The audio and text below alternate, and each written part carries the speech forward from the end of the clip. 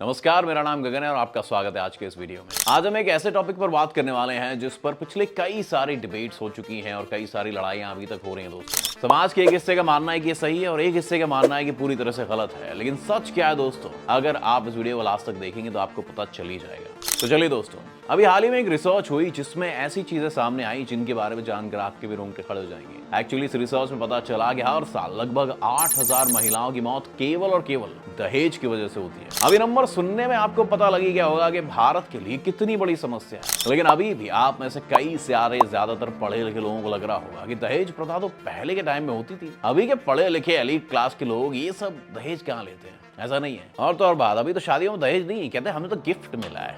ये नई जानकारी है। अब दोस्तों, जानकारी के लिए आपको बता दूं कि 1950s में लगभग 40% परिवार दहेज लेते थे, लेकिन आज के टाइम में 80% से ज्यादा परिवार दहेज लेते हैं और उस पैसे से ऐश करते हैं। और न केवल इतना ही, आपको ये जानकर बहुत हैरानी होगी कि आज के टाइम में जिस लड़की के परिवार वाले ज्यादा दहेज लेते हैं उस लड़की का सम्मान उसके ससुराल में बढ़ जाता है। और ऑन द कॉन्ट्रेरी, अगर उस लड़की के परिवार वाले गरीब होते हैं जिसके कारण वो लोग लड़के वालों को ज्यादा दहेज नहीं दे पाते, तो उस लड़की का सम्मान उसके ससुराल में बहुत कम हो जाता है। अब आप लोगों को बिल्कुल अच्छे समझ में आ गया होगा कि ये समस्या पहले के मुकाबले और ज्यादा भयानक रूप ले चुकी है। लेकिन अब सवाल ये है कि इस समस्या का समाधान क्या है। तो सबसे पहले में ये समझना जरूरी है कि आखिर इस प्रथा की शुरुआत कब, कैसे और किसने की थी। तो अगर रिसर्चर्स की माने तो इसकी शुरुआत हिंदू धर्म से ही शुरू हुई थी दोस्तों, जहां उस टाइम इसको दहेज या डाउरी नहीं बल्कि स्त्री धन कहा जाता था। एक्चुअली लोग मानते थे कि लड़कियों का जो उनके फैमिली के धन पर जो है वो कोई अधिकार नहीं होता, इसलिए माता पिता अपनी बेटी को स्त्री धन देते थे अपना फर्ज निभाने के लिए, ना कि दहेज के लिए। ये बिल्कुल सही भी था। लेट्स से जैसे कि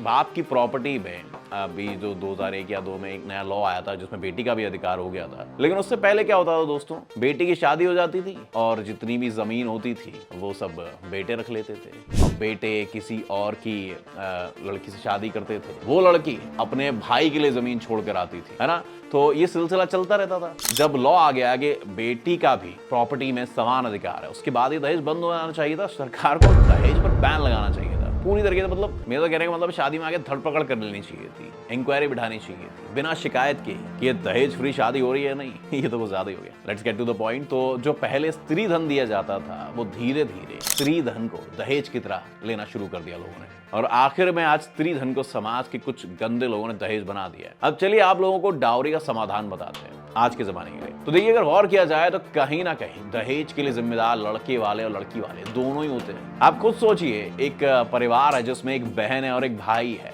भाई की शादी में दहेज लेना है तो माँ बाप लड़की वालों से बहुत ज्यादा डिमांड करते हैं कि हमें ये चाहिए फोन कर करके, और अपनी बेटी के टाइम पे बोलते हैं कि लड़के वाले बहुत ज्यादा दहेज ले रहे हैं। मतलब उनको बेटे के मामले में चाहिए होता है और बेटी के मामले में वो रोते हैं। अब आप में से कई लोगों को लग रहा होगा कि इसके लिए तो केवल लड़के वाले जिम्मेदार होते हैं, क्योंकि अगर वो इसके लिए मना कर दें तो कोई दहेज कोई कैसे ले लेगा। तो दोस्तों, आपकी जानकारी के लिए आपको बता दूं कि दहेज के कुछ ऐसे केसेस भी सामने आए जिसमें लड़के वाले दहेज लेने को तैयार भी नहीं होते, इसके बावजूद भी लड़की वाले उनको जबरदस्ती दहेज देते हैं। मेरी मामी रहती है भोपाल में, उन्होंने बताया कि वो एक शादी में गई थी और वहां पर एक लड़के वालों ने, शादी की जब बात चल रही थी पहले ही, तो उन्होंने पहले ही बोल दिया था कि हमें कोई दहेज वगैरह नहीं चाहिए। लेकिन लड़की वालों की इकलौती लड़की थी, उन्होंने गाड़ी सब कुछ, यानी एक प्रॉपर्टी भी उनके नाम। अगले दिन विदाई का टाइम आया सुबह का, तो उन्होंने वो गाड़ी लेके आए। जब शादी रात को हो रही थी तो उन्हें समझ में आ गया था लड़के वालों को ये सब होगा, क्योंकि उन्हें दिख जाता है ना वहां पे। उन्होंने लेकिन सुबह सब कुछ मना कर दिया ले जाने से, कहा कि नहीं, हमने आपसे पहले ही बात करी थी, we were on the same page कि हम कोई भी डाउरी एक्सेप्ट नहीं करेंगे। फिर उन लड़की वालों को ये वो गाड़ी चलानी पड़ी और कोई दहेज उस शादी में नहीं लिया गया। ये बहुत ही क्रांतिकारी फैसला था लड़के वालों का, लेकिन ऐसे क्रांतिकारी लोग बहुत कम पाए जाते हैं दोस्तों। मैं आपको बात बता रहा था कि लड़की वाले जबरदस्ती भी दहेज दे देते हैं समाज के प्रेशर में आके, और कहते हैं कि हम अपनी मर्जी से दे रहे हैं। ये हुई लड़की वालों की गलती, और लड़के वालों की गलती इसमें ज्यादा होती है, ये भी मैं मानता हूं। देखा जाए तो दहेज के लिए 40% लड़की वाले, 60% लड़के वाले जिम्मेदार होते हैं। तो अगर केवल लड़के वाले भी अच्छे से समझ लें तो इस समस्या की जड़ खत्म हो जाएगी दोस्तों। ये हमारे समाज की कड़वी सच्चाई है कि आजकल लोग अपने बेटों को बिजनेस बना चुके हैं, उनकी बोली लगाना है। मैं बताता हूँ कैसे। एक पिता अपने बेटे की पढ़ाई में कुल 15 लाख रुपए लगाता है, और वो ये सोच के चलते हैं कि इस पैसे को मैं बेटे की शादी में लड़के वालों से वसूलूंगा अपने बेटे की डिग्री बेचकर। मतलब जितनी बड़ी डिग्री उतना ज्यादा पैसा। मैं आपको बता दूं, मार्केट में रेट फिक्स है। फौजी का इतना रेट है, पुलिस वाले का इतना रेट है, बैंक वाले का इतना सबको पता हुआ है। अपनी बेटी को और बेटों को बाजार में लाके उन्होंने बिठा दिया है और उनके दाम तय हो रहे हैं। बेटे बेटों को अरेंज मैरिज के केसेस में तो पता ही नहीं कि किस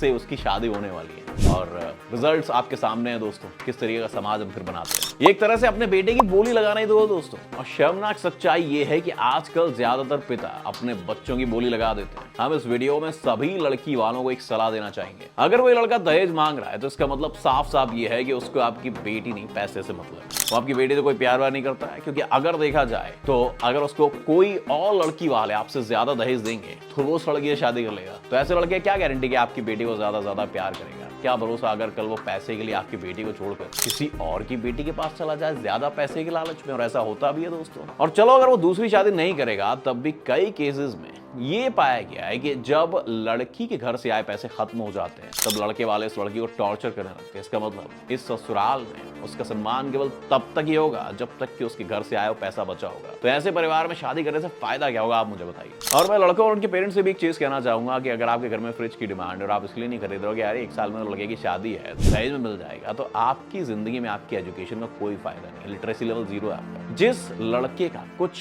आत्मसम्मान होगा वो तो दहेज ही नहीं लेगा, लेकिन जिसकी खुद की नजरों में कोई इज्जत नहीं होगी वो ही लेगा। और मैं कई ऐसे महानुभावों, पढ़े लिखे लोगों को जानता हूं जो दहेज लेते हैं। तो दोस्तों आपको इस वीडियो के अंत तक ये तो पता चल ही गया होगा कि हमारे समाज की बहुत ही बड़ी बुराई है। धन्यवाद कि आप इस वीडियो को अंत तक देख पाए। मेरी आप सभी से रिक्वेस्ट है, अगर आप इस वीडियो में कोई भी चीज आपको अच्छी लगी हो तो प्लीज वीडियो को लाइक जरूर करें और दोस्तों अपने ग्रुप के साथ भी शेयर करें। और आप भी ये कसम खाएं कि ज्यादा कुछ नहीं कर सकते तो अपने बेटियों की शादी में दहेज मत लेना। या अगर आप यंगस्टर हैं तो आप ये कसम खा सकते हैं कि जब आप शादी करेंगे तो सबसे लड़ जाएंगे लेकिन दहेज नहीं लेंगे।